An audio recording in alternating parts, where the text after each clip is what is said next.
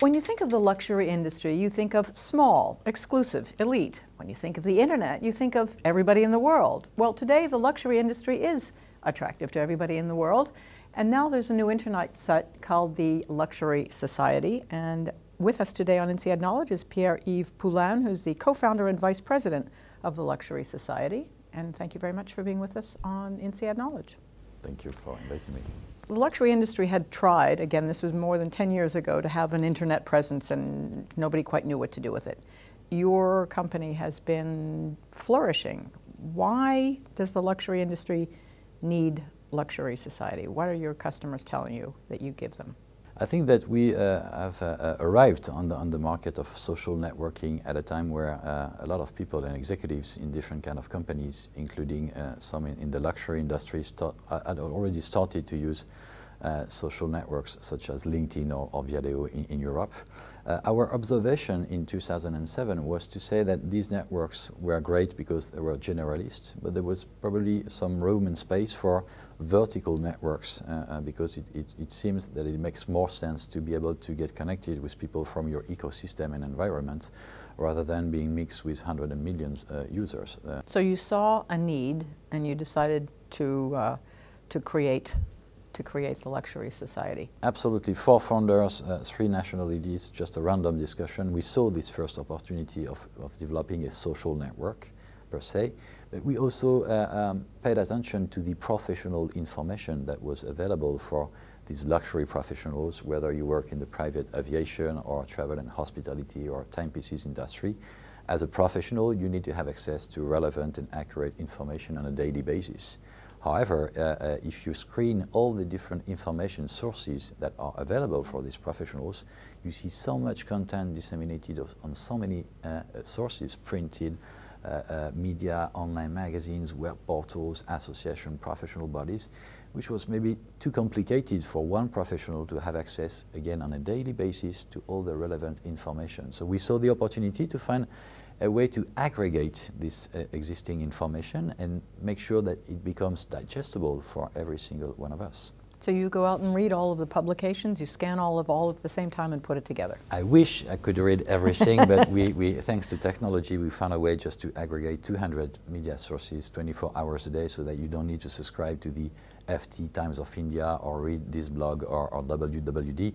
Of course, you can do it in extenso, but if you just want to have at a glance what happened in the past 24 hours in a specific sector, region, or you want to follow the activity of some companies, this is a value that we deliver to members, and this is actually the reason number 1 members are coming back on the website today. So the more you let us know about what you do, because you want to spread your corporate message, you want to make sure that the entire industry is aware of what you do, of your new product launch or new store opening or new co-branding operation, the more you give other members the ability to know that, the more you can ask in return to know what's happening in other sectors or other companies. It's like a collaborative information sharing. This is how I would name it. How will online networking develop, do you think, in the luxury business? That's a little bit... It's a very good question. I think that the luxury industry, of course, has quickly become global because brands are now existing in very many countries, and the network is just a mirror of what's happening on the markets. If you are a brand based in the UK or in Italy and you have total control of your market, you have to know, and it's quite easy to know the people working in the same industry, living in the same country or in the same city. From the moment you start to develop your business internationally, you need to extend your network capability.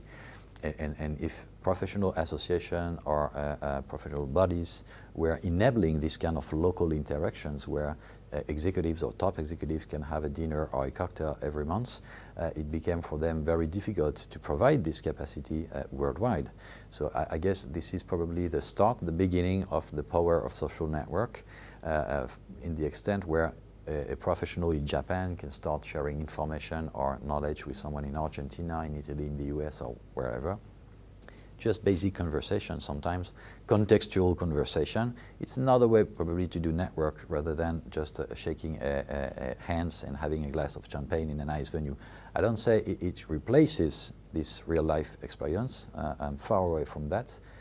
I would even say that we are just about now to try to combine in a smart way the real-life networking experiences and the online part of the networking.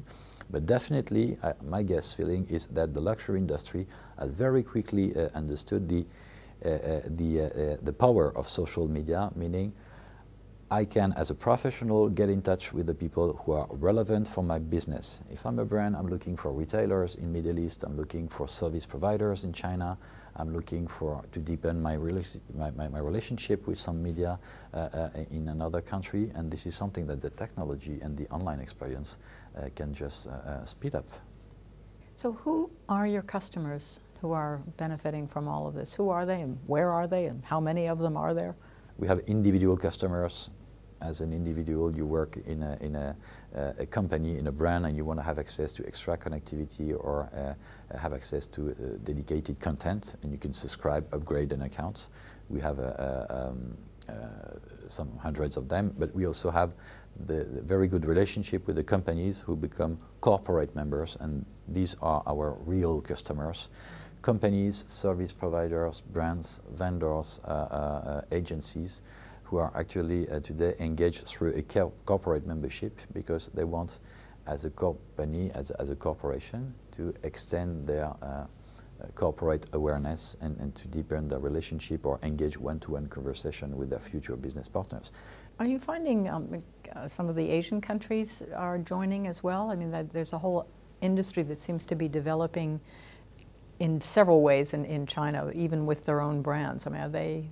Correct, and I think that's very important to underline the fact that the emerging markets are growing very fast, not only because some local subsidiaries of major groups or of worldwide famous brands are being established over there, but also because they are now creating their own brands. So to fully answer your questions, China has become a number 6 largest population within luxury society, top 5 being US, UK, France, Italy, Switzerland, which are, let's say, the basic countries where most of the brands were originally established. And now we have China number 6, and this is the fastest growth that we can observe today. And I think it's going to be in the top 3 in about 2 years now.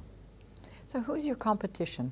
I would say we have none and we have many. If we consider that we are a social network, then of course we would name existing social networks as LinkedIn, which to me is a fantastic tool, but maybe closer from the yellow pages rather than the professional social club, right?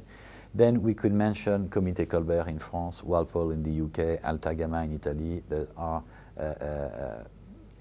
very respectable institutions, and they enable this kind of interactions, but maybe more in a lobbying effort or lobbying approach, which we are not. So we're just trying to never compete with any existing player today, but more to federate these players. So what do you offer to customers, and what are the big trends? How do you set them or follow them in the use of online in the luxury industry? Let me give you 2 examples. If you are the CEO of a brand in Italy and you're traveling to New York, you are just over-solicited, you are harassed by many people because you are the CEO of a famous brand in Italy. Still, you can understand very quickly the value of let's say, accurate social networking. If you can give us a call and say, my name is Shelley, I am traveling to New York next week, who should I meet with? Our value is to make sure that you meet the people you don't know yet, but people you should meet with, because there is a business interaction potential with, okay? So we will introduce you to media partners, to the right service providers, and more probably to other CEOs of other brands, which are not competing with yours, of course, but so that you can share visions, best practices, and extend your network in a smart way. And what we do for top executives in the way I just mentioned, we also do it for companies. I'm a brand, I'm UK based, I want to do some business in India. Who should I talk with in India? Give me the list of retailers I should talk with. Drop me the list of companies I should partner with or do some co-branding operation or affinity marketing initiatives. Maybe organize me a press room with the right journalists and media and bloggers in India. And this is definitely the value that we deliver today, especially for these brands and players who are based in the Western hemisphere of the world and who are willing to detect business opportunities in emerging markets. And are you optimistic about the future for this sector? I am very optimistic in the way that I know that the big names in different sectors are here to last. I mean, of course, Hermès, Cartier, and all these names will be here in 20 years from now, and it's great, but it's for sure. I'm very also optimistic regarding these new emerging countries where there is so much dynamism and energy and this idea of becoming a global village where the brands are traveling, the customers are traveling, and it's a global competition. I've been traveling recently in 12 different countries around the world, meeting our members locally. And if I were optimistic, I would say that it's going to be 10 times bigger in 5 years. And if I was not optimistic, I would say that it's definitely an industry to be considered by MBA students nowadays. Thank you very much, Pierre-Yves Poulain, for being with us on INSEAD. Thanks for inviting me, actually.